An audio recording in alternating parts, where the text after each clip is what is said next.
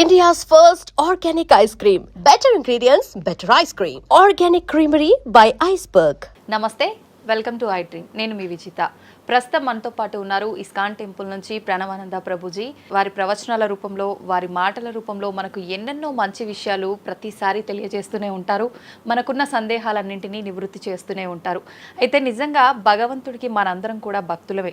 నిజమైన భక్తుడు అంటే ఎవరు, ఎలాంటి లక్షణాలు కలిగి ఉంటారు, మనం ఆధ్యాత్మిక మార్గంలో నడవాలంటే అసలు మన ప్రయాణం ఏ విధంగా మొదలవ్వాలి, ఇలాంటి విషయాల గురించి ఈరోజు మాట్లాడబోతున్నాం. ఇప్పుడు ప్రభుజీతో మాట్లాడి మరిన్ని విషయాలని నివృత్తి చేసుకుందాం.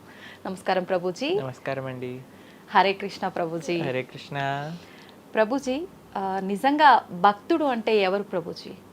భగవంతుడి పట్ల పరిపూర్ణమైన నమ్మకం ఉన్నవాడు భక్తుడు. సుఖాలు వచ్చినా, దుఃఖాలు వచ్చినా, అవమానాలు వచ్చినా, పొగడతలు వచ్చినా, మన జీవితంలో ఏ సిచ్యువేషన్ వచ్చినా సరే మనం భగవంతుణ్ణి ఆశ్రయించి ఆయన పట్ల నమ్మకం ఉన్నవాడు భక్తుడు.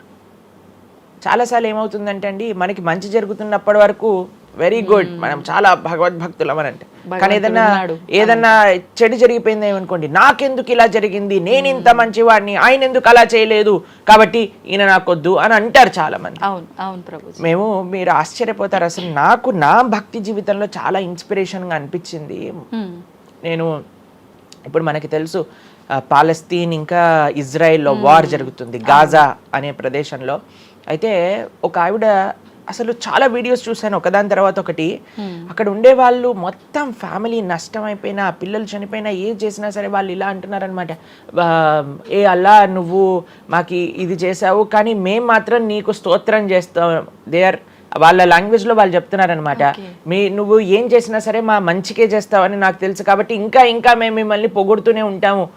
ఆ సిచ్యువేషన్లో కూడా అసలు ఆ నమ్మకం ఎలా ఉంది అని నాకు చాలా ఇన్స్పిరేషన్గా అనిపించింది. అరే ఎంత ట్రూ డివోషన్ వాళ్ళకి ఉన్నది, ఒక నమ్మకం వాళ్ళ దేవుడి పట్ల వాళ్ళకు ఉన్నది. కానీ మనం ఎన్నిసార్లు చాలామంది చూస్తుంటాం. మొన్న నాకు ఎవరో వీడియో పంపించారు, అందులో చెప్తారు, ఒక వెంకటేశ్వర స్వామి ఫోటో ఉంటుందన్నమాట, ఒక ఆవిడ చెప్తారు, ఓయ్ నేను చెప్పింది చేస్తావా లేదా, ఇంకో దేవుడిని తీసుకొచ్చి పెట్టేయాలనా అని అంటుందన్నమాట. అయితే నేను చూసి ఆశ్చర్యపోయాను అనమాట, మనకి ఎందుకు ఇలాంటి ఫేత్, ఇలాంటి నమ్మకం ఎందుకు లేదు? ఎప్పుడైతే మనం ఎంతైతే మనకి ఇన్వెస్ట్మెంట్ చేస్తామో అంతే రిటర్న్ వస్తుంది కదండి. అలానే మన నమ్మకం, మాన అపమానాలు, ఇవి సుఖ దుఃఖాలు, ఇవన్నీ ప్రపంచంలో ఒక భాగం అండి, ఇదంతా జీవితంలో ఒక భాగం. అందుకే మన సనాతన సంస్కృతిలో ఎప్పుడు మంచే ఉంటుంది అని చెప్పారు. అందుకే ఈ ఉగాది పచ్చడి, మన నూతన సంవత్సరం ప్రారంభమైనప్పుడు షడ్రుజోపేతం కదండి, చెప్పుకున్నాం. కాబట్టి ప్రతి ఒక్కటి కొద్దిగా అది కావాలి, కొద్దిగా ఇది కావాలి. కానీ మనం ఏం చేస్తామంటే, ఎవరికైతే అచంచల విశ్వాసం ఉంటుందో భగవంతుడి పట్ల, స్వామి నువ్వేం చేసినా నా మంచే చేస్తావు అనేవాడు నిజమైన భక్తుడు. కాబట్టి ఎక్కడి నుంచైనా ఆ విశ్వాసం, ఆ శ్రద్ధ కానీ మనం నేర్చుకోగలిగితే ఇట్ ఈస్ ఎక్స్ట్రీమ్లీ వండర్ఫుల్ అనమాట. ఆ శ్రద్ధ, స్వామి నువ్వు ఏం చేసినా సరే నేను నిన్నే కొలుస్తా, అటువంటి శ్రద్ధ మన దగ్గర ఉండిందండి, మన దగ్గర ఉండింది. మన పూర్వీకులు, రాజులు, మహారాజులు, అసలు మన సంస్కృతి, సిక్కులు ఎవరైతే మనకి వాళ్ళ జీవితాన్ని త్యాగం చేసేసారు వాళ్ళ ధర్మాన్ని కాపాడుకోవడానికి. మనం చూస్తాం. అసలు ఇప్పుడు ఏంటంటే అండి, నాకు అన్నిటికంటే బాధాకరమైన విషయం ఏంటంటే, ఈ ప్రజెంట్ డే యూత్ ఉన్నారు కదా, వాళ్ళకి మన దేశ సంస్కృతి గురించి తెలియదు, మన దేశ హిస్టరీ గురించి తెలియదు, మన కల్చర్ గురించి తెలియదు, మన ఆధ్యాత్మికత గురించి తెలియదు. తెలుసుకోవాలి అనే ప్రయత్నం కూడా చేయట్లేదు. ఎవరు అసలు దేశాన్ని కాపాడాలనుకుంటుంది? అసలు మన పూర్వీకులు మనకి ఎలాంటి సంపత్తిని ఇచ్చారు? ఏవో టీవీలలో వచ్చే చెత్త ప్రోగ్రాములు చూడటము, టైం వేస్ట్ చేసేయటము. ఇప్పుడు మాకు చెప్తున్నారు, ఎవరో బిగ్ బాస్ అనేదో ప్రోగ్రామ్ వస్తుందట. జనాలందరూ అసలు ఏమొస్తుంది చెప్పండి? మన జీవితంలో ఏదైనా మార్పు కలగలిచా? మనకి లేదు. ఎవడో ఒకటి చోట వాడు డబ్బులు సంపాదించుకుంటూ వాడు చేసే చెత్త పనులన్నీ మనం చూస్తూ ఉంటే, మనం వింటూ ఉంటే, దాని తర్వాత చూస్తే పర్వాలేదు, ఆ వ్యక్తుల పట్ల అపరిమితమైన ప్రేమను పెంచుకొని, ఒకళ్ళు నాకు ఈ మధ్య ఎక్స్ప్లెయిన్ చేస్తున్నారనమాట, ఒక్కొక్కళ్ళకి ఆర్మీ అని తయారైపోయి వేరే వాళ్ళని దూషించటం, వేరే వాళ్ళని తిట్టడం. ఈ సమాజం ఇలా ఉంటే నీకు ఒక బిగ్ బాస్ అనే ఒక టైం వేస్టర్ని కావాలి, అది అయిపోగానే ఐపీఎల్ అనే ఒక టైం వేస్టర్, దాని తర్వాత నెట్ఫ్లిక్స్, అమెజాన్ ప్రైమ్, ఇవన్నీ ఎప్పుడు ఉన్నాయి. మనకి నిజంగా మేము కొన్నిసార్లు యూత్ని కలిసినప్పుడు అడుగుతామండి, అరే మన దేశ రాజకీయాల గురించి తెలుసా అని అంటే, తెలుసండి. ఎవరి దగ్గర నుంచి తెలుసుకున్నావు అని అంటే ఒక యూట్యూబర్ పేరు చెప్తారు. ఆ యూట్యూబర్ ఏమో ఎక్కడో వేరే దేశంలో కూర్చొని మన సంస్కృతిని మన రాజకీయాల్ని ఎలా ఒక వేరే దిశగా నడిపించాలో నడిపిస్తుంటారు. వాడివన్నీ వింటూ వీళ్ళు ప్రభావితం అయిపోతారు అనమాట. కానీ ఏంటి అసలు మన సంస్కృతి అంటే ఏంటి, మన ధర్మం అంటే ఏంటి, అసలు కొద్దిసం భగవంతుడు చాలా దూరం అనుకోండి, కనీసంలో కనీసం మన భారతీయత అంటే ఏంటో కూడా తెలియదండి అసలు ఇలాంటి పిల్లలకి. ఈ మధ్యలో పిల్లల్ని మర్చిపోకండి. పేరెంట్స్ ఎంతమంది దృష్టి చూపిస్తున్నారు చెప్పండి? చాలా తక్కువ మంది ప్రభుజీ.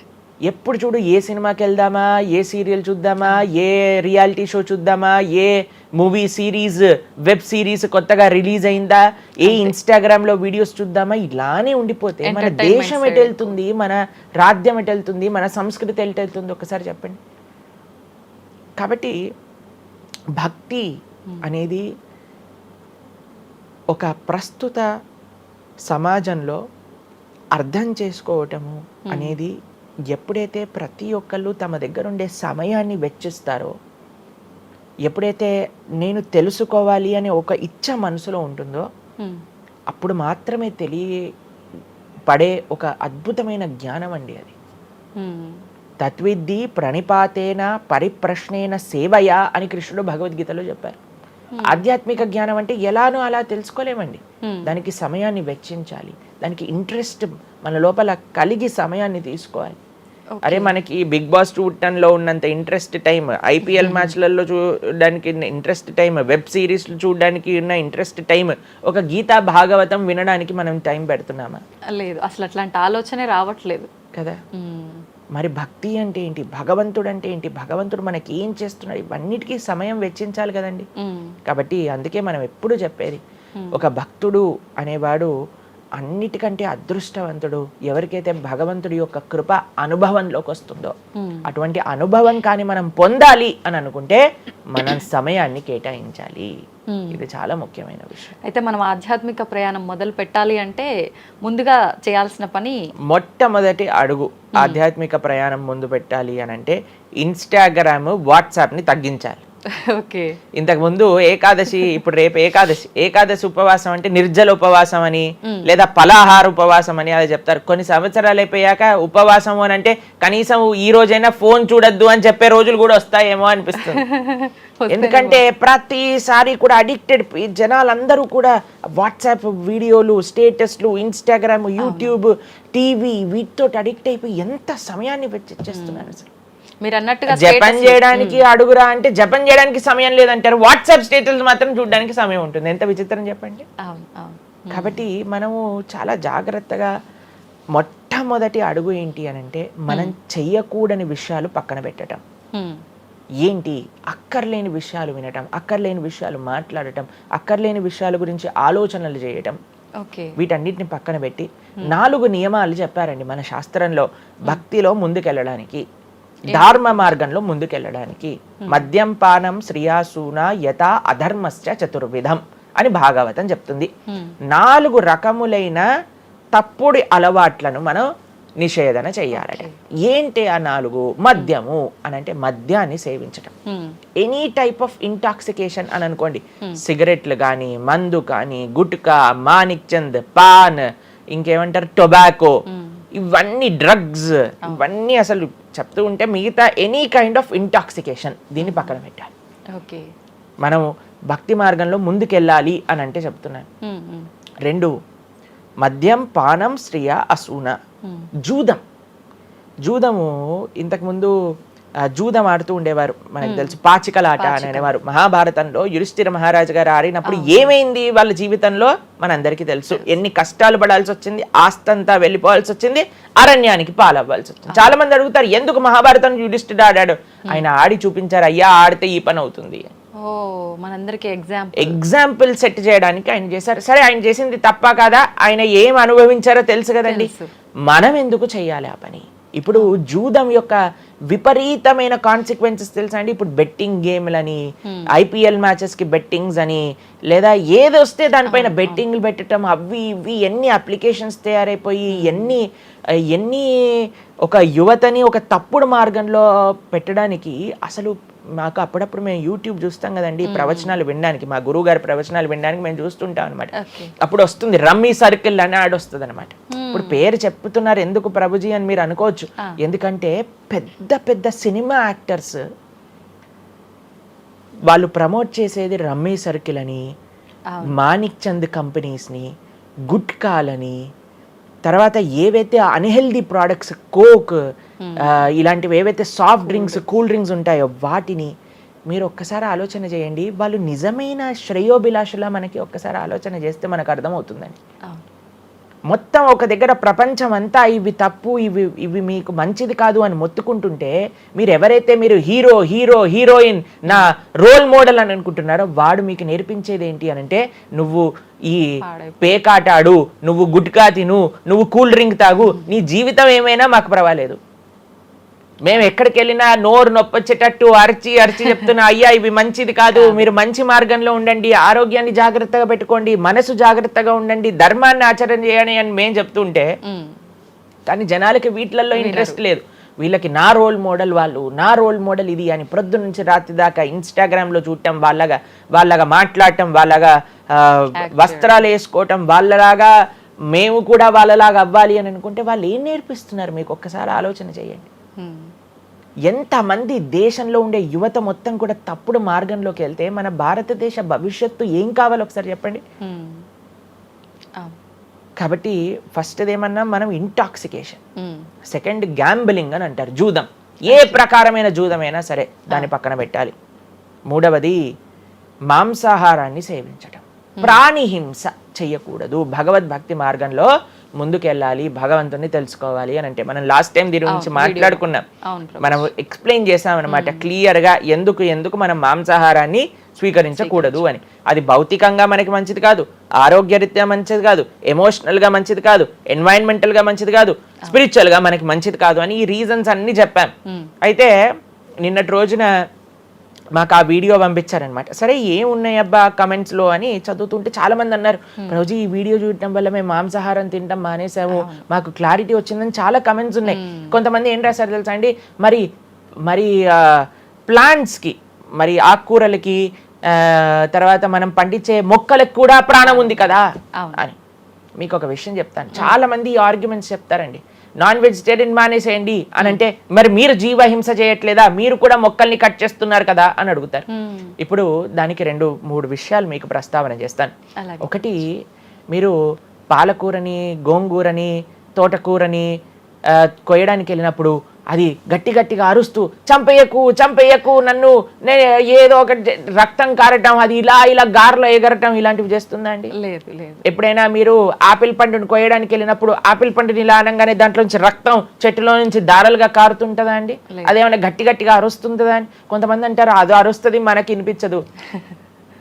మనకి ఒకసారి అర్థం చేసుకోవాలి, ఒక ప్రాణికి ఒక వెల్ డెవలప్డ్ కాన్షియస్నెస్ ఉన్న వ్యక్తికి, లేదా ఒక పర్సనాలిటీకి, లేదా ఒక ప్రాణికి, లేదా ఒక ప్లాంట్కి ఏంటి వ్యత్యాసము అనేది మనం తెలుసుకోవాలి. దాంతోపాటు ఇంకొక విషయం చెప్తాను, మరి ప్లాంట్స్ని తినచ్చు, యానిమల్స్ని తినకూడదు అని ఏంటి ప్రమాణము అనంటే, భగవంతుడు మనకి ఈ విషయాన్ని ప్రస్తావన చేశారు, స్వామి మనకి ఈ విషయాన్ని ఉపదేశం చేశారు. అయ్యా, నువ్వు కేవలం శాకాహారాన్ని మాత్రమే తినవచ్చును, సాత్విక ఆహారాన్ని మాత్రమే తినవచ్చును. ఎక్కడ చెప్పాడు భగవంతుడు? పత్రం పుష్పం ఫలం తోయం యోమే భక్తా ప్రయశ్చతి. పత్రం పుష్పం ఫలం తోయం, నువ్వు ఫలములను, తర్వాత ఆకులను, నీటిని, పాలను, వీటితో సంబంధించినవి ఏవైనా సరే తయారు చేయొచ్చు, భగవంతుడికి నివేదన చేయొచ్చు, స్వీకరించవచ్చు. కాబట్టి మన శాస్త్రములు దేన్నైతే యాక్సెప్ట్ చేశాయి, ఇప్పుడు చెప్పాయనుకోండి, సరే ఈ ప్లాంట్స్లలో కూడా ప్రాణం ఉందయ్యా, ప్లాంట్స్ కూడా తినకు అని అంటే ఏం చేస్తామండి? గాలిని పీల్చుకుంటామా? సన్లైట్ తో బతుకుతామా మనం ఏమన్నా ప్లాంట్స్ బతికినట్టుగా? ఏదో ఒకటి కావాలి కదా ఆహారం. కాబట్టి అన్నిటికంటే లీస్ట్ హింస, అహింస అంటే అన్నిటికంటే లీస్ట్ హింస ఎక్కడ ఉంటుందో అది. కాబట్టి మనకి శాస్త్రం ఆమోదన చేసింది, నువ్వు ఈ ఏవైతే హర్బివోరస్ అని అంటారు చూడండి, ఏవైతే పశుపక్షాదులు కాకుండా ఏవైతే మొక్కలు ఉంటాయో, ఏవైతే ధాన్యం ఉంటుందో, ఏదైతే ఫలములు ఉంటుందో దాన్ని స్వీకరించు అని. తర్వాత రెండో ఆర్గ్యుమెంట్ ఏం చేస్తారో తెలుసా అండి, నాన్ వెజిటేరియన్ అనగానే మనం కానీ తినకపోతే వాటి పాపులేషన్ మొత్తం పెరిగిపోయి పెరిగిపోయి పెరిగిపోయి పెరిగిపోయి మనల్ని చంపేస్తుంది. అయ్యా నువ్వొక్కడు మారటం చేత ఏమీ అవ్వదు. అవును, మొత్తం మారిపోదు. ప్రపంచం ఎలా వెళ్తుందో కొంతమంది మూర్ఖులు ఉంటారు, ఎంత చెప్పినా మారని వాళ్ళు వాళ్ళ పని చేసుకొని ఇవ్వండి. అంతే. భగవంతుడు బ్యాలెన్స్ ని తయారు చేశారండి. ఆ భగవంతుడు ఆ బ్యాలెన్స్ ని క్రియేట్ చేస్తారు. నువ్వు ఆ ధర్మాన్ని ఆచరించకుండా ఉండు. కాబట్టి 3 చూసాం. ఏంటి? మద్యం, పానం, శ్రియ, సూన. ఒకటి intoxication, gambling, meet eating. Last Prabhuji ఒక చిన్న డౌట్. ఇప్పుడు మాంసాహారం తినొద్దు, మన శాస్త్రంలో ఎక్కడ తినమని చెప్పలేదు అని అన్నారు కదా, మరి గ్రామ దేవతలకి కోళ్ళు, మేకలు ఇలాంటివన్నీ బలిస్తుంటారు కదా, మరి అది ఎక్కడ ఉంది అసలు? మీరు అమ్మవారిని జగన్మాత అని పిలుస్తారు తెలుసా? మీరు ఎప్పుడైనా అంటారా? అమ్మ అంటారు, అంతేనా? ఒక తల్లికి, ఒక తల్లితనంలో మీరు కూడా మదర్ కదండి, మీ పిల్లలకి ఏదైనా ఒక చిన్న బాధ కలిగితే మీరు ఓర్చుకోగలుగుతారా చెప్పండి? అస్సలంటే అసలు అలాంటి ప్రస్తావనే తేయకూడదు ప్రభుజీ అని అంటారు. అవును, అంతేనా కదా? మరి జగన్మాత అని మనం అంటున్నప్పుడు ఆ జగత్తుకి తల్లి, జగత్తు మొత్తం అని అంటే ఆ పక్షి, ఆ ప్రాణి కూడా అదే జగత్తులో పుట్టిందే కదా, అంటే ఆ ప్రాణికి కూడా ఆవిడే కదా తల్లి. ఆ తల్లి ముందు మనం ఇలాంటి పనులు చేస్తే అమ్మకి నచ్చుతుందా నచ్చదా చెప్పండి? నచ్చదు. కాబట్టి ఇవన్నీ ఎక్కడొచ్చాయి అని అంటే మధ్యలో ఎక్కడో ఒక చోట కొన్ని తప్పుడు ఆచరణలన్నీ కూడా మన లోపలికి దూసుకొచ్చేసాయి అన్నమాట. కానీ బలి అనేది ఎప్పుడు ఇవ్వకూడదు. సాత్వికమైన ఆరాధన అన్నిటికంటే శ్రేష్టమైన ఆరాధన. ఈ బలులు ఇవ్వటం వీటన్నిటిని తామసీక ఆరాధన అని అంటారు. కాబట్టి మనము ఎంతైతే మీరు బలి అంటే ఏంటో తెలుసా అండి? ఏదో ఒకటి సమర్పణ చేయటము. సమర్పణ చేయటాన్ని, దాంట్లో ప్రాణిని సమర్పణ చేయటం కంటే మనకుండే అహంకారాన్ని సమర్పణ చేస్తే అమ్మవారు ఇంకా ఆనందిస్తారు. మన దగ్గర ఉండే దంభాన్ని సమర్పణ చేసేస్తే, బలిచ్చేస్తే ఇంకా ఆనందంగా ఉంటారు. దంభము అని అంటే గర్వం. ఓకే, అహంకారము, దంభము, ఈ రెండిట్లో వ్యత్యాసం ఏంటో తెలుసా అండి? గర్వము అని అంటే మనం చేసిన దానికి మనం గర్వపడటం అనమాట. నేనే చేశాను, నా అంతటి వాడు లేడు. దంభము అంటే చెయ్యని దానికి కూడా గర్వపడడం. ఓకే. కాబట్టి మనకుండే అభిమానాన్ని, మనకుండే ఆ లోభాన్ని, వీటన్నిటిని అమ్మవారికి సమర్పణ చేయండి, ఇంకా మంచి, ఇంకా ఆనందిస్తారు. అందుకే మనం తల నీలాలు ఇస్తాం. చాలా మందికి తెలియదు అసలు దేవుడు ఏం చేసుకుంటాడండి మన జుట్టుని, డాండ్రఫ్ తోటి ఉన్న జుట్టుని. దేవుడికి ఎందుకు సమర్పణ చేయాలి మనం తల నీలాలు అని అంటే, అయ్యా నేను జుట్టు ఉంటే ఎప్పుడు కూడా ఇలా ఇలా ఇలా హెయిర్ స్టైలింగ్ చేసుకుంటూ నేనేదో చాలా హ్యాండ్సమ్ మ్యాన్, చాలా హ్యాండ్సమ్ ఉమెన్ అనుకుంటూ ఉంటారు కదా అందరు కూడా. అయ్యా నా యొక్క ఆ సెల్ఫ్ కాన్షియస్నెస్ ని సమర్పణ చేస్తున్నా నీ దగ్గర. మనం గుడికి వెళ్ళి కొబ్బరికాయ కొడతాం. కొబ్బరికాయ ఎందుకు కొడతామండి? మనం కూడా అలాంటి హార్టెడ్ వ్యక్తులం అనమాట. మనకు కూడా ఆ గర్వంతో మనం కూడా అంత పైనుండే షెల్ ఉంటుంది కదా, ఎంత హార్డ్గా ఉంటుంది. కానీ ఎప్పుడైతే అది పలగొట్టేస్తామో అప్పుడు లోపల మంచి తీయటి నీరు మనకి దొరుకుతుంది. కొబ్బరి ఎంత స్వీట్గా ఉంటుంది, అది మనకు కలుగుతుంది. మన హృదయంలో ఆ సున్నితమైన భావాలు ఉన్నాయి, కానీ మనకుండే అజ్ఞానము, మనకుండే అహంకారం, మనకుండే అవిద్య దాన్ని ఆపేస్తుంది. అందుకే భగవంతుడి ముందు, స్వామి నీ ముందు నా అహంకారాన్ని సమర్పణ చేస్తున్నా అనే భావనతో మనం కొబ్బరికాయ కొట్టాలి. అంతేగాని కొబ్బరికాయ తీసుకెళ్లి కొట్టేసి నేను ఈరోజు 108 కొబ్బరికాయలు కొట్టాను దేవుడి దగ్గర అనే అహంకారం వచ్చింది అనుకోండి, కొబ్బరికాయ కొట్టడమే వేస్ట్, ఫలితం లేదు. కాబట్టి మనందరం అర్థం చేసుకోవాలి అసలు ఏంటి భావన. బలి అని అంటే ప్రాణి బలి కాదయ్యా, నీ దగ్గర ఉండే చెడు గుణాలను బలి.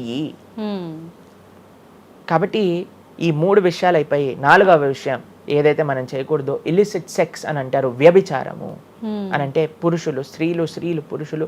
నిన్నే ఒకళ్ళు చెప్తున్నారు, ఒక టీవీలో ఒక న్యూస్ వచ్చిందట, one of the most famous యాక్టరో లేదా ఇంకెవరో వాళ్ళ హస్బెండ్ని వేరే స్త్రీలతో పాటు పట్టుకున్నారు అని మాకు ఒక న్యూస్ నిన్న ఒకళ్ళు చెప్తున్నారు అనమాట. అంటే వాళ్ళు ఏం చెప్పారంటే నాకు, ప్రభుజీ సమాజంలో ఇలాంటివి ఎన్నో కేసులు వస్తున్నాయి ప్రభుజీ, ఈ మధ్యలో న్యూస్లో ఇలాంటివి అయితే తరచుగా మనం చూస్తూ ఉన్నాము.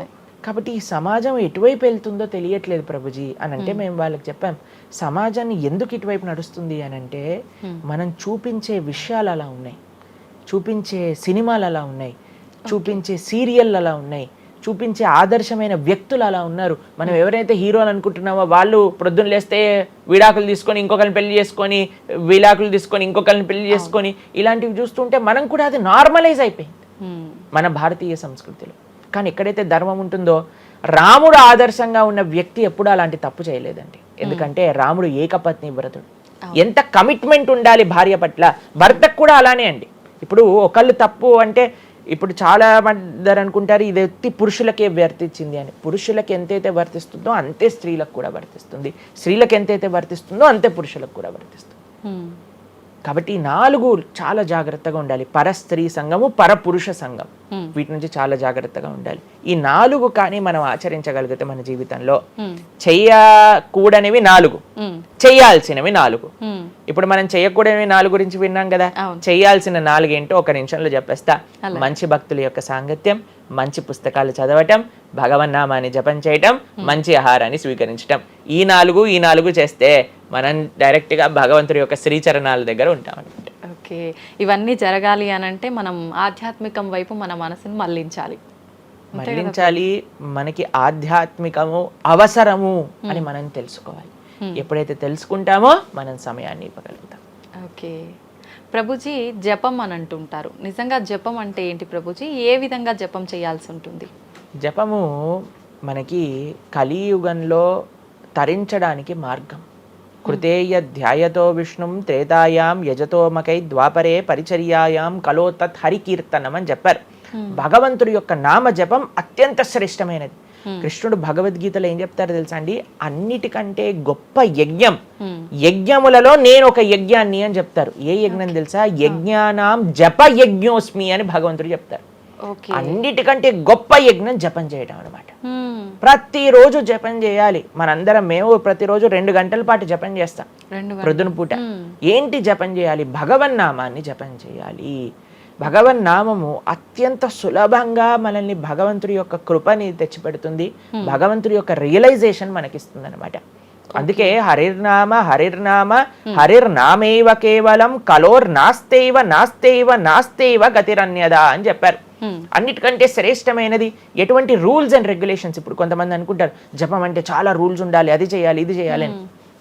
ఏం లేదు, చక్కగా శుచిగా ఉండండి, శుభ్రంగా ఉండండి, భగవంతుడి ముందు దీపం పెట్టండి, కూర్చోండి, ఒక జపమాల పట్టుకోండి. హరే కృష్ణ కృష్ణ కృష్ణ హరే హరే, హరే రామ రామ రామ హరే హరే. సింపుల్ మంత్రం, ఎవరైనా చేయొచ్చు, ఎటువంటి కాంప్లికేషన్స్ లేదు. ఏ స్థితిలో ఏ అవస్థలో ఉన్న వాళ్ళైనా సరే చక్కగా జపం చేయొచ్చు. ఎటువంటి నియమాలు లేదు. ఎప్పుడైనా సరే చక్కగా భగవన్ నామానికి నియమం లేదు, మంత్రాలకి నియమాలు ఉన్నాయి, కానీ ఇది భగవన్ నామం.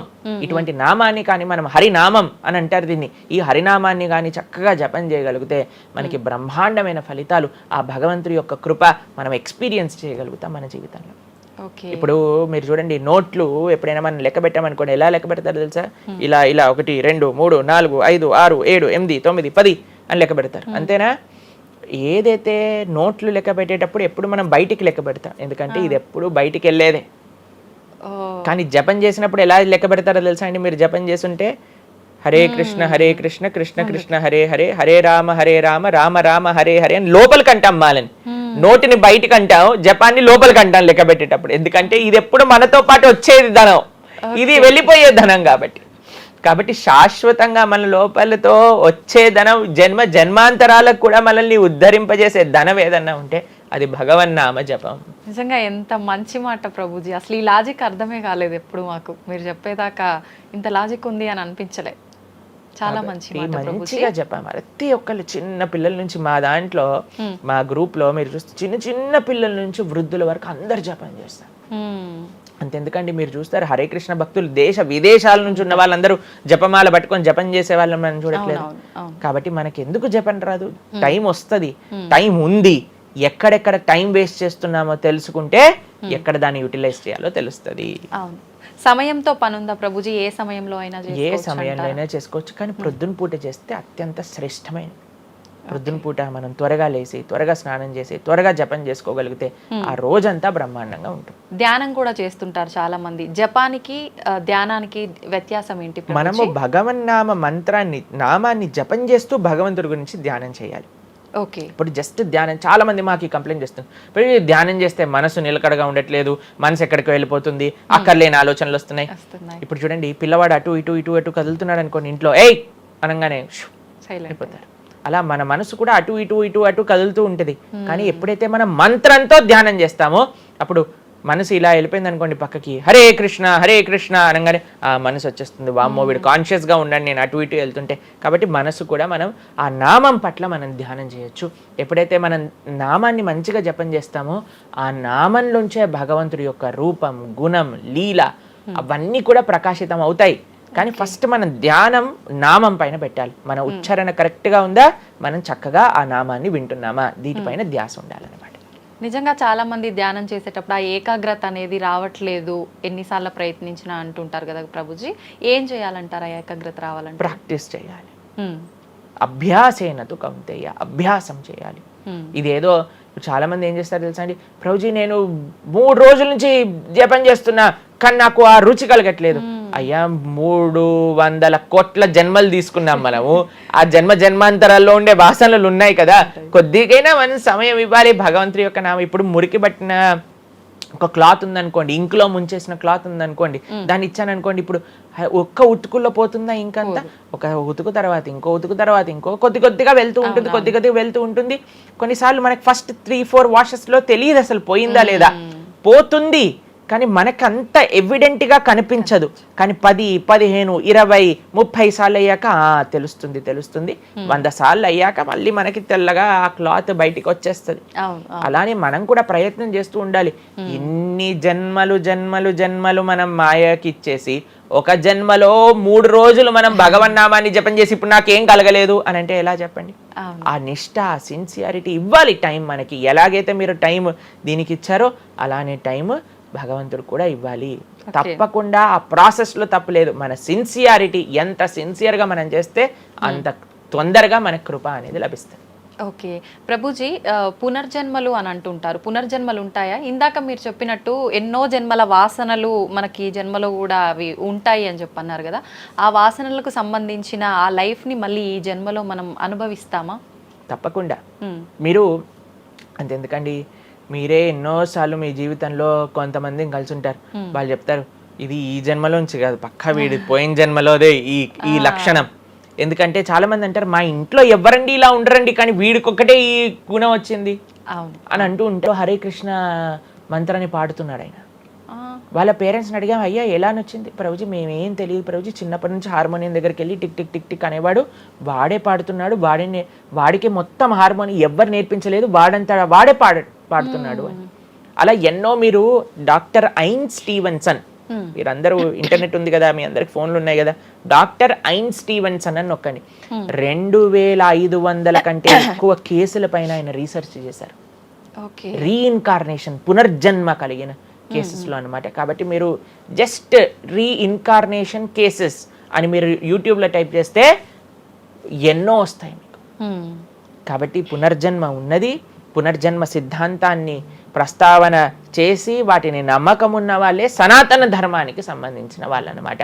కాబట్టి ఏది కూడా మనకి స్పాంటేనియస్గా రాదు, అంతా కూడా కర్మ, what ever we do that comes around అనమాట. కాబట్టి ఈ పునర్జన్మ సిద్ధాంతం అనేది తప్పకుండా ఉన్నది. పునర్జన్మ ఉంటుంది, జన్మాంతరాల వాసనలు అనేవి ఉంటాయి. ఎప్పుడైతే మనం ఆధ్యాత్మిక సాధన, ఎప్పుడైతే మనం భగవద్భక్తి చేస్తామో ఆ వాసనలన్నీ కూడా తొలగిపోతాయి. మనం చక్కగా మంచి ధార్మికమైన వ్యక్తిలా మనం మళ్ళీ మారచ్చు అనమాట. ప్రభుజీ, పునర్జన్మ ఉంటుంది అని అనుకున్నాం మనం. అయితే పునర్జన్మ అంటే అంతకుముందు జన్మకు సంబంధించిన పాపం పుణ్యం ప్రతి ఒక్క దాని ప్రభావం ఈ జన్మలో ఉంటుందంటారా ప్రభుజీ? తప్పకుండా. చాలా మంది అంటారు ప్రభుజీ వాళ్ళు ఇంత పిచ్చి వాళ్ళు కానీ ఇంత ఆనందం ఎందుకు వస్తుంది అని అంటే, వాళ్ళు గత జన్మలో చేసిన పుణ్యం ఇప్పుడు వాళ్ళకి వస్తుంది, ఈ జన్మలో చేసే పాపం మళ్ళీ వస్తుంది. ఎవరు కూడా ఎస్కేప్ అవ్వలేరండి. ఇప్పుడు మీరు అనుకుంటున్నారు మనం బాధపడుతున్నాం, గత జన్మలో చేసిన పాపాన్ని ఇప్పుడు మనం అనుభవిస్తున్నాం, ఇప్పుడు మేము మంచి వాళ్ళం ప్రభుజీ, మీకు కూడా వస్తుంది ఆ ఛాన్స్. కాబట్టి ఈ కర్మ సిస్టమ్ ఏదైతే భగవంతుడు ఇది చేశారో దాని నుంచి ఎవ్వరు ఎస్కేప్ కాలేరు. ఆయన సిస్టమ్ చాలా పక్కా. ఇక్కడ ఉండే మనం అప్పుడప్పుడు ట్రాఫిక్ సిగ్నల్ ని దాటేసి ట్రాఫిక్ పోలీస్ నుంచి ఎస్కేప్ అవ్వచ్చు, కానీ భగవంతుడి యొక్క రేడార్ నుంచి ఎస్కేప్ అవ్వలేదన్నమాట. ఎందుకంటే ఆయన హృదయంలో ఉండే కదా అన్ని నోట్ డౌన్ చేసుకునేది. కాబట్టి తప్పకుండా గత జన్మ పుణ్యము గత జన్మ పాప ఫలితాలు ఈ జన్మలో అనుభవించాల్సిందే. చాలా మంది మమ్మల్ని అడుగుతారు, ప్రభుజీ నరకానికి తీసుకెళ్తారు కదా. ఆ నరకానికి తీసుకెళ్తారు, మరి నరకంలోనే అంత అయిపోగొడితే మళ్ళీ ఈ జన్మలో ఇవ్వటం ఎందుకు? ఇన్స్టాల్మెంట్లో వస్తాయి, ఈఎంఐస్ కింద కట్టాల్సి వస్తుంది అనమాట మన ఫలితాన్ని. కొద్దిగా నరకంలో, కొద్దిగా ఈ జన్మలో, మళ్ళీ వచ్చే జన్మ. ఒకటేసారి ఆ యొక్క ఫలితాన్ని కానీ ఇచ్చేస్తే మనం తట్టుకోలేము. కాబట్టి భగవంతుడి యొక్క కృప నిజంగా చెప్పాలంటే ఇన్స్టాల్మెంట్స్ లో వచ్చేది. ఇప్పుడు చూడండి, ఒకసారి 10 కోట్లు కట్టాలి అంటే అది ఈజీయా, లేదా ఇన్స్టాల్మెంట్ లో కట్టాలంటే ఈజీయా? అందుకే కదండి అందరు ఈఎంఐలు కావాలండి. అలానే పుణ్యం, అలానే పాపం కూడా. కొద్దిగా స్వర్గంలో అనుభవించు, కొద్దిగా ఇప్పుడు అనుభవించు, మళ్ళీ నెక్స్ట్ జన్మలో అనుభవించు. అది తప్పదు, ప్రతి ఒక్కళ్ళు అనుభవించాల్సిందే. లేకపోతే చెప్పండి, అసలు ఈ జన్మలో ఎందుకు కొంతమంది కష్టాలు అనుభవిస్తున్నారు? కొంతమందికి పుట్టుక నుంచే కష్టం వస్తుంది, కొంతమంది కొన్ని డిఫెక్ట్స్ తో పుడతారు. ఎందుకు? If God is equal to everybody, then why did God create different people differently అని అంటే భగవంతుడు తయారు చేయలే, భగవంతుడు ఇనిషియేట్ చేశారు ఆ సిస్టమ్ ని. దాంట్లో మనం ఏ విధంగా చేస్తే ఆ కర్మ ద్వారా అలా మనం పుట్టవలసి వస్తుంది. కానీ మనము పాస్ట్ గురించి చింత, అయ్యో ఎన్ని పాపాలు చేశానో నాకు ఇది వస్తుంది, దీని గురించి చింత చేయకండి. అయ్యా నేను ఫ్యూచర్లో ఇది చేసి నేను ఇలా చేయబోతుంది, దాని గురించి ఇప్పుడు నీ దగ్గర సమయం ఉంటే నువ్వు ఇప్పుడు ధర్మాచరణ చెయ్యి, ఇప్పుడు భగవంతుడిని ఆశ్రయించు, ఇప్పుడు ధార్మికంగా ఉండు. భగవంతుడు దీన్ని రెండింటినీ తీసేస్తారా, ఆయన యొక్క లోకానికి మనం వెళ్ళవచ్చు. కాబట్టి భగవంతుడు అదే చెప్పారు, సర్వధర్మాన్ పరిత్యజ్య మామేకం శరణం వ్రజ అహం త్వాం సర్వ పాపేభ్యో మోక్షయిష్యామి మా శుచ. ఇది భగవంతుడు ఇచ్చిన ఒక ఆశ్వాసన భగవద్గీతలో. అన్నిటినీ వదిలిపెట్టేసాయి, అన్ని రకాల చెడు వస్తువుల్ని, అన్ని రకాల మంచి, నువ్వు నాకు శరణు వేరు, నేను నీ పాప పుణ్యాలు మొత్తం తీసేస్తాను. యద్గత్వా న నివర్ధంతే తద్ధామ పరమం మమ. భగవంతుడి దగ్గర నుంచి చేరుకున్నాం అనుకోండి, మళ్ళీ ఈ ప్రపంచంలో ఈ యొక్క కష్టాలు ఉండే ఈ నేలపైన మళ్ళీ రావాల్సిన అవసరం లేదు. స్వామితో బ్రహ్మాండంగా స్వామి యొక్క సేవలో సుఖంగా ఉండొచ్చు మనం. ఓకే, అయితే ప్రభుజీ చాలా మంది చెప్తుంటారు అన్ని అనుభవించండి తప్పదు అన్నప్పుడు ఎందుకు భగవంతుని ఆరాధన చెయ్యాలి అని. వాళ్ళందరికీ ఇది మంచి సమాధానం ప్రభుజీ. నిజంగా చాలా మంది ఇదే అంటుంటారు, అంతే కదా, ఎంత భగవంతుని ఆరాధించినా ఈ కష్టాలు తప్పట్లేదు, అసలు లైఫ్ ఏం చేంజ్ అవ్వట్లేదు, మనశ్శాంతి లేదు, ఎందుకు అసలు ఆరాధించాలని చెప్పి అసలు భగవంతుని పూజించడం కూడా మానేస్తుంటారు. మళ్ళీ ఇప్పుడు ఆపేస్తే మళ్ళీ నెక్స్ట్ ఏంటి అని ఆలోచన చేయాలి. కాబట్టి ఇప్పుడుండే వాటితో మనం ఇది చేసామనుకోండి, ఇంత ధర్మాచరణ కూడా ఆపేశారనుకోండి, ఇంకా ఆ పుణ్య పాప ఖాతాలు అలానే పెరిగిపోతూ ఉంటాయి. కానీ చివరికి వచ్చేది ఈ ప్రపంచంలోకే కదా. కాబట్టి మనకి చెడు చేయటం పనికిరాదు, కేవలం మంచి చేయటం కూడా పనికిరాదు. భగవద్భక్తి అన్నిటికంటే టాప్ మోస్ట్. కాబట్టి మనం ధార్మికంగా ఎంత భగవద్భక్తితో ఉంటే అది మనకి అంత మంచిది. ఓకే ప్రభుజీ, కర్మ సిద్ధాంతం అన్నారు కదా, అసలు కర్మ సిద్ధాంతం అంటే ఏంటి ప్రభుజీ? ఏం చెప్తోంది అసలు? మనం చెయ్యంది మనకి రాదు, మనం చేసింది తప్పకుండా మనకు వస్తుంది. ఇదే కర్మ సిద్ధాంతం. Every action has equal and opposite reaction. Okay okay, ఇలా అయితే ఈ లా ఉందో అదే కర్మ సిద్ధాంతం. అంటే నువ్వు చేసింది ఏదైనా సరే ఆ యొక్క ఫలితం నుంచి తప్పించుకోలేవు. తర్వాత ఏదైతే నువ్వు చేసావో దాని నుంచి తప్పించుకోలేవు. మంచైనా చెడైనా, మొన్న అయింది నీకు ఈ రోజు వస్తుంది, ఈ రోజు చేసిన దానికి రేపు వస్తుంది. ఇదే కర్మ సిద్ధాంతం అంటే. కాబట్టి ఎప్పుడు ఇది మన మనసులో ఉండాలి. అరే ఈ రోజు నాకు ఏదన్నా బాధ ఉంటే నేను ఏదో చేశానేమో, కాబట్టి ఏదో చేశాము అయిపోయింది, ఈ రోజు ఈ కష్టం వచ్చింది, కృష్ణ నువ్వు నాకు శక్తినివ్వు ఈ కష్టాన్ని ఎదుర్కోవడానికి. ఇప్పటి నుంచి నేను ఇలానే మంచిగా ఉంటాను, ఎప్పుడూ అధర్మం వైపు వెళ్లకుండా ఉంటాను, స్వామి నువ్వే రక్ష అని ఆ ధర్మ చింతన ముందుకు తీసుకెళ్ళటం. ఇప్పుడు కానీ మనం ఆ ధర్మ సంకల్పం చేసుకుంటండి, రేపటి రోజున మరి చాలా మంది అంటే రేపు ఎవరు చూసారో లేదో, అయ్యా రేపు ఎవరు చూసారో లేదో అని కానీ మీ పిల్లవాడు చెప్పి నేను ఇప్పుడు కష్టపడను, రేపు నాకు ర్యాంక్ వచ్చాక నాకు ప్లేస్మెంట్ వస్తుందో లేదో నాకేం గ్యారంటీ ఉంది కాబట్టి నేను చదవను అన్నాడు అనుకోండి, ఏం చెప్తారు మీరు? నాన్న నువ్వు ప్లేస్మెంట్ గురించి బాధపడకు, ఫస్ట్ నీ కర్తవ్యం చదవటం నువ్వు చదువు, దాని తర్వాత నీకు వస్తుంది, నీ జీవితం సెటిల్ అవుతుంది. అంతే కదండి. మనం కూడా లేదు రేపు ప్రొద్దున ఎవరు చూసారు స్వర్గాన్ని నరకాన్ని కాబట్టి నేను ఇప్పుడు ధర్మాచరణ చెయ్యను అని అంటే మీ పిల్లవాళ్ళు కూడా ఎక్కడైతే చదవను అని అంటారో అలానే మనం కూడా తయారవుతాం. చాలా మంది అండి పెద్దవాళ్ళు పిల్లలకి మాత్రం మంచి నీతులు చెప్తారు, కానీ వాళ్ళ దగ్గరకు వచ్చేసరికి వాళ్ళు ఆచరించడానికి రెడీగా ఉంటారు అనమాట. అవును అవును. కాబట్టి మీరు ఒక్క విషయాన్ని ఆలోచించండి, మీరు ఏం చెప్తున్నారో అది మీరు ఫాలో అవుతున్నారా? పెద్దలు ఫాలో అవుతేనే అది పిల్లలు ఆచరిస్తారు, లేకపోతే ఆచరించరు.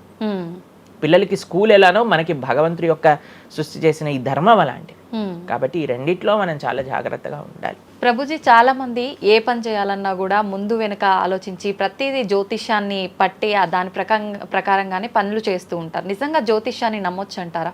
జ్యోతిష్యం 100% కరెక్టే, కానీ జ్యోతిష్యాన్ని నువ్వెంత సీరియస్గా తీసుకోవాలి అది ఆలోచించాల్సిన విషయం. జ్యోతిష్య శాస్త్రం అది, శాస్త్రం ఎప్పుడూ కూడా కరెక్టే, కానీ మనకి ఎంత అవసరం అది. ప్రతిరోజు ప్రొద్దున లేవంగానే రాశి ఫలాలు ఏమైపోయాయి అని కొంతమంది చదువుతూ ఉంటారు. ప్రతి చిన్న విషయానికి ఈ రోజు ఏమైంది, ఈ రోజు ఎలా ఉంది, ఆ రోజు ఎలా ఉంది, సండే పేపర్లో వచ్చింది, ఇంకా ఈ వారం ఎలా ఉండబోతుంది, ఇవన్నీ నీకు అవసరం లేదయ్యా.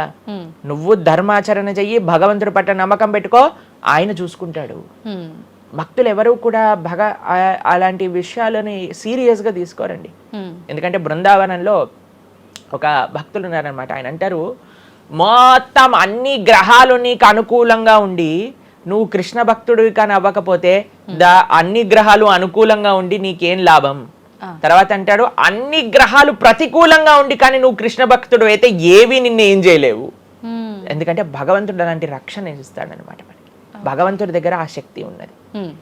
కాబట్టి మనము దేన్ని ఎంత సీరియస్గా తీసుకోవాలి? మనకి కావాల్సినది ఆధ్యాత్మికత, భక్తి.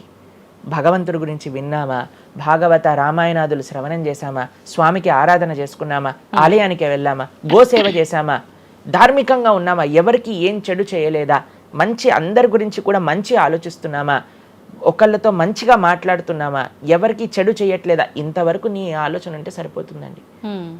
ఈ ధర్మ చింతన మనకు కావాలి, అంతేకాని ఏమవుతుంది, నా రాసి ఏంటి, ఇదేంటి. ఇప్పుడు అంత పిచ్చి జనాలకి ఎలా పెరిగిపోయిందంటే, ఒకళ్ళు అంటారు ఈ ఉంగరం పెట్టుకోమంటారు, ఒకళ్ళు అంటారు ఇలా నీ పేరు రాయి అంటారు, ఒకళ్ళు అంటారు నీ పేరులో ఏ ఏ ఏ ఏ ఎక్స్ట్రా రాయమంటారు.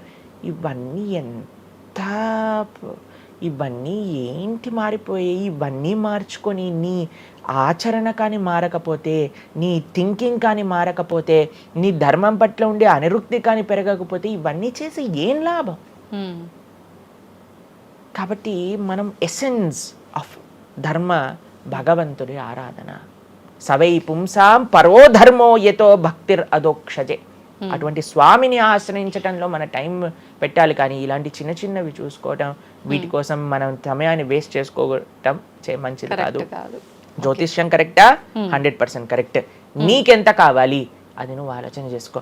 పెళ్లి చేసుకోవాలి, గృహ ప్రవేశం చేసుకోవాలి, ఏదైనా పెద్ద పెద్ద ఉంటే అప్పుడు మీరు చూడాలి ముహూర్తం, వివాహం చేసుకోవటం కానీ లేదా ఏమంటాం మన గృహ ప్రవేశాది పెద్ద పెద్ద కార్యములకి చూసుకోసరి. ప్రతిరోజు, ప్రతి క్షణం, ప్రతి వారం, ప్రతి నెల.